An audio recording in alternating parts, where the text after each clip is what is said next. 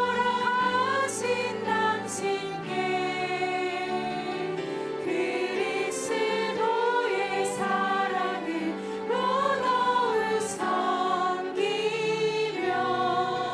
이제 나도 세상에 전하리라. 당신은 사랑받기 위해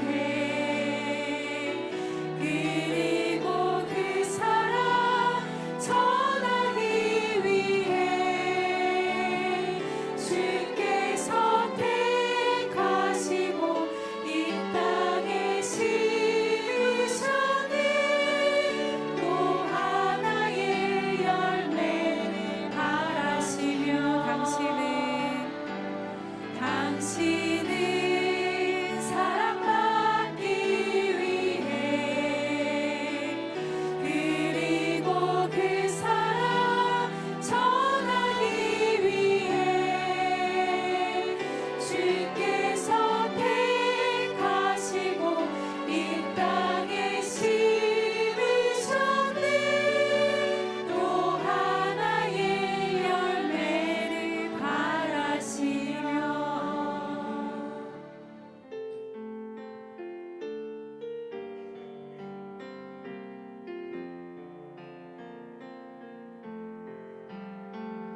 오 하나님, 내 아이가 건강하게 살 수 있도록 오 하나님, 내 아이가 지혜롭게 살 수 있도록 오 하나님, 내 아이가 남을 위해 살 수 있도록 주님, 내 아이를 붙드소서.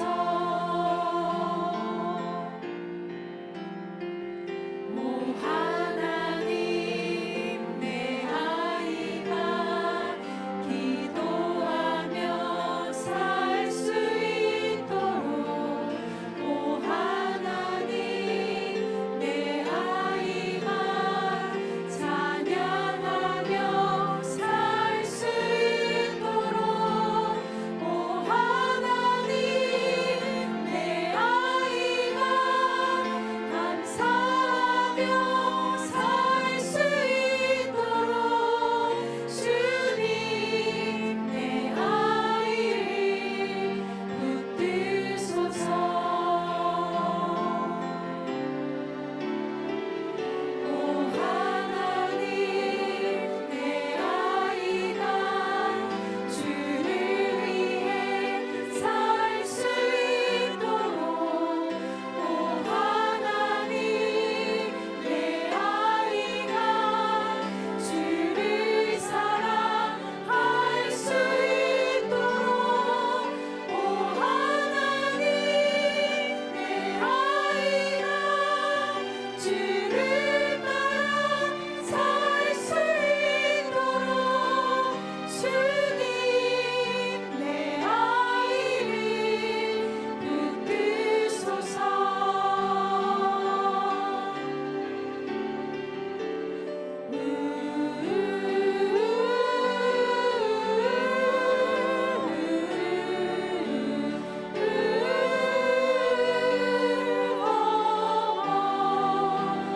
이의 기도에 능력이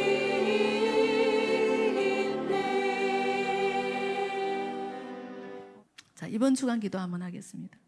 이번 주간 기도 전능하신 하나님을 신뢰하게 하여 주옵소서. 혹시 주보를 다 모아 놓으셨으면 방학 동안에 이번 주간 기도 이렇게 매일매일 이렇게 기도를 하시면서 아이들 축복하시는 것도 좋을 것 같아요.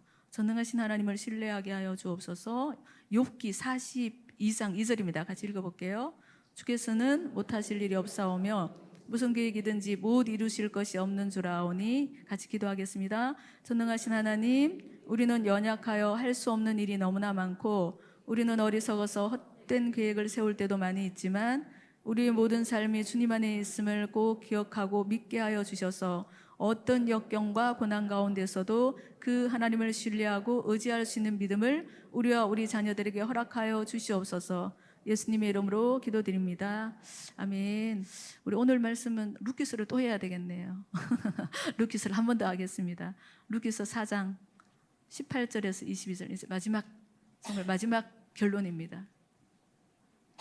18절부터 22절까지 말씀, 족보거든요. 자, 한 절씩 교독할게요. 베레스의 계보는 이러하니라. 베레스는 헤스론을 낳고 암미나답은 나손을 낳았고 나손은 살몬을 낳았고, 같이 읽을게요. 오벳은 이새를 낳고 이새는 다윗을 낳았더라. 네. 루키서는 4장인데 우리가 그동안 4장 룻에 대해서, 나오미에 대해서, 보아스에 대해서 이제 말씀을 나눴잖아요. 그리고 오늘은 갑자기 족보가 나오네요. 마지막 4장 결론 부분 족보가 나옵니다. 그래서 루키는 지금까지 우리가 살펴본 것처럼 삶의 밑바닥까지 내려갔던 어느 한 가정이 멋지게 회복되는 그런 가정사를 다루고 있죠. 그런데 한 가정의 회복의 이야기를 다루고 있는 이 이야기가 갑자기 마지막에 족보를 제시하면서 끝이 나고 있습니다. 여러분, 성경 읽다 보면 족보가 참 많이 나오죠. 그렇죠? 성경 읽다가 딱 막히는 부분이 족보죠. 어려운 이름들 막 읽어야 되잖아요. 누가 누구를 낳고 누가 누구를 낳고 하면서 족보를 제시하는 말씀이 굉장히 많이 있습니다. 근데 이렇게 성경에서 족보를 제시할 때는 이제 새로운 역사가 시작됐다라는 그런 아주 중요한 전환점이 왔을 때 그때 그것을 암시하기 위해서 기록하고 있다고 얘기를 합니다. 새로운 역사가 시작된다는 중요한 전환점이 있을 때 그 족보를 이렇게 기록한다고 합니다. 그런 관점에서 보면 루키스를 마치면서 이제 맨 마지막에 뜬금없이 이렇게 덧붙여 놓은 베레스의 족보, 베레스부터 나오잖아요. 베레스의 족보는 그냥 족보가 아니라는 거죠. 그래서 이 족보의 정점, 마지막은 누구 나오나요? 다윗이죠. 다윗입니다. 그래서 보아스가 오벳을 낳고, 오벳은 이새를 낳고, 이새는 누구를 낳았더라? 다윗을 낳았더라 라고 결론을 내고 있잖아요. 그래서 여러분, 다윗 하면 너무나 잘 알죠. 다윗 하면 떠오르는 것이 무엇일까요? 뭐 여러 가지 많은 것들이 떠오르겠지만 가장 중요한 핵심은 뭐냐면 바로 다윗으로 말미암아 하나님이 세우시는 하나님 나라의 왕국이에요. 그래서 이후에 이제 사무엘 상하가 시작되면서 이스라엘 왕국이 세워지잖아요. 그리고 그 다윗의 계보를 따라서 이 땅에 오시는 우리의 구원자 메시아 예수 그리스도인 거예요. 그래서 굉장히 중요합니다. 이 족보가. 여러분 잘 아시는 것처럼 마태복음 1장도 족보를 시작하거든요. 마태복음 1장. 그래서 아브라함과 다윗의 자손 예수 그리스도의 계보라 이렇게 시작이 돼요. 아브라함과 다윗의 자손 예수 그리스도의 족보라 이렇게 하면서 시작되는 거거든요. 그러면서 아브라함부터 다윗을 거쳐서 메시아 예수 그리스도의 탄생까지의 족보를 기록하고 있습니다. 마태복음 1장은. 그래서 이렇게 다윗의 계보는 위로는 아브라함, 아래로는 메시아 예수 그리스도로 이어지는 구속사의 족보인 거예요. 단순히 어느 한 가문의 혈통적인 족보가 아니고 구속사의 족보라는 거죠. 그래서 루키서는 그런 관점에서 보면 루키서는 단순히 뭐 사사 시대에 유다 지방 뭐 어느 한 유다 지방에 살았던 어느 한 가정의 뭐 몰락과 회복의 이야기에 그치는 것이 아니고 다윗을 정점으로 하는 이 베레스의 족보를 거론하면서 구속사의 족보임을 분명히 얘기하고 있는 것입니다. 그러면 오늘 우리가 읽었던 본문 맨 마지막에 다윗이라는 사람을 내세우고 있잖아요. 그렇죠? 다윗이 마지막 정점이잖아요. 그래서 다윗이라는 사람을 내세우면서 분명히 하고 싶었던 것은 뭐냐면은 그것은 바로 왕국이 섰다라는 거예요. 왕국이 사사시대가 끝나고 이제 왕국이 섰다라는 거거든요. 그것도 보통 왕국이 아니고 메시아가 다윗의 뒤를 이어 나와서 하나님의 구속 역사를 완성하는 하나님의 왕국, 하나님의 나라가 여기 이렇게 섰다라고 대선언을 하고 있는 거예요. 이 족보는 그냥 누가 누구를 낳고 누가 누구를 낳고 이렇게 끝나지만 그 안에 엄청난 어떤 새로운 역사의 시작을 암시하고 있는 거죠. 여러분 사사시대에 많은 사람들이 하나님 나라에 대한 소망도 없었어요. 기대도 없었어요. 그냥 자기 소견에 오른 대로 시대의 풍속을 쫓아 살아가고 있던 그런 시대였잖아요. 그런데도 그 시대에도 하나님은 여전히 역사를 주관하고 계시고, 그리고 하나님의 뜻대로 모든 삶의 어떤 그런 그 역사를 진행하고 계신다는 것을 확실하게 선포하는 내용이 이 내용인 것이에요. 사사시대 우리 금방 읽었던 루키서 마지막에 베레스의 족보를 거론하는 이유가 하나님의 나라가, 하나님의 왕국이 섰다 그러면서, 비록 이런 자기 소견에 오른 대로 살아가는 사사시대이지만 하나님은 여전히 만물을 다스리고 계시고 역사를 주관하고 계시는 분이다. 하나님의 역사를 이어가고 계신다, 그 말씀이거든요. 참 신기하고 놀랍지 않습니까? 여러분, 룻기서를 우리가 다시 한번 살펴보면 정말로 망해버린 늙은 과부 한 사람이죠. 나오미가 있었습니다. 그리고 또 젊어서 남편 잃고 가진 것 하나 없이 과부 시어머니를 모시고 사는 이방 여인 한 사람, 누가 있었죠? 룻이 있었어요. 또 룻과 그 나오미를 만나서 손해나 뭐 이익을 따지지 않고 하나님의 헤세드를 실천하면서 살았던 또 한 사람, 보아스가 있었습니다. 네, 이 세 사람이 살아갔던 삶의 방식은 하나님 편에 서는 것이었거든요. 그리고 하나님의 사랑을 베푸는 믿음의 삶이었어요. 하지만 그때 당시에 대부분의 사람들은 자기 소견을 앞세우고 자기 이속을 따라가는 그런 시대였거든요. 그래서 나오미나 룻이나 보아스가 살아가는 이런 삶의 방식은 참 바보스럽고, 세상 물정도 모르네, 뭐 자기 것도 챙기지 못하면서 저렇게 어리숙하게 살아, 이런 그런 조롱을 받을 수 있는 그런 모습으로 비칠 수도 있는 그런 삶이었던 것입니다. 그렇지만 하나님은 그럼에도 불구하고 하나님 편에 서기를 결단하고 오직 믿음으로 살았던 이 소수의 세 사람을 통하여서 하나님의 나라, 하나님의 역사를 진행하고 계셨다는 것입니다. 그리고 마침내는 다윗으로 대표되는 놀라운 그 하나님의 왕국을 이루어 가시는 하나님의 섭리를 이 마지막 룻기서 결론을 통해서 우리에게 보여주고 계신 것입니다. 여러분, 오늘날 교회도 마찬가지입니다. 교회의 영광이 땅에 떨어졌다고 말하죠, 그렇죠? 그리고 제가 지난주에도 극동부 방송을 듣다 보니까 무슨 이게 포럼인가 무슨 대담 프로그램이 나왔는데, 거기에 어떤 목사님이 그러시더라고요. 이렇게 여러 가지 통계를 거론을 하시면서 우리가 1200만 성도를 자랑했던 한국 기독교가 1000만 성도를 자랑하던 한국 교회가 지금은 절반으로 뚝 떨어졌다. 제가 그 말을 듣는데 뭐 기독교인이 많이 줄었다, 막 그런 얘기는 알고 있었지만 구체적으로 뭐 통계적으로 얼마가 됐다 얘기 들었는데 가슴이 정말 철렁했어요. 그렇게까지? 그런 생각이 들었어요. 절반으로 뚝 떨어졌대요. 500만, 600만도 안 된다는 거예요. 뭐 지금 현재는 세상이 교회를 조롱하고 있죠. 여러 가지 많은 이유로. 또 수많은 사람들이 하나님보다 돈을 더 사랑하죠. 쾌락을 더 사랑합니다. 그리고 자기를 사랑하는 것이 그것이 진리인 것처럼 그렇게 여기면서 살아가고 있는 시대를 우리는 살아가고 있죠. 그리고 참 가슴 아프게도 다음 세대 믿음으로 세워져야 될 많은 청소년들이 교회를 떠나서 세상으로 가고 있는 실정입니다. 지금 현재 이렇게 우리가 보고 느끼는 교회 현실은 심히 어둡고 절망적이죠.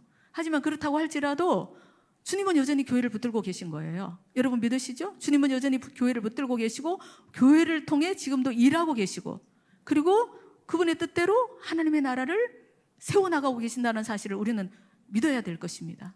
우리 사랑하는 기도하는 어머니들은 다 믿으시죠? 그 믿음으로 오늘도 이 자리에 오신 거 아닙니까? 네, 사사시대 소수의 세 사람, 룻이나 뭐 나오미나 그리고 보아스를 통해서 하나님의 나라가 세워져 갔던 것처럼 오늘날에도 마찬가지인 거예요. 여러분, 소돔과 고모라 성이 왜 하나님의 심판을 면하지 못했습니까?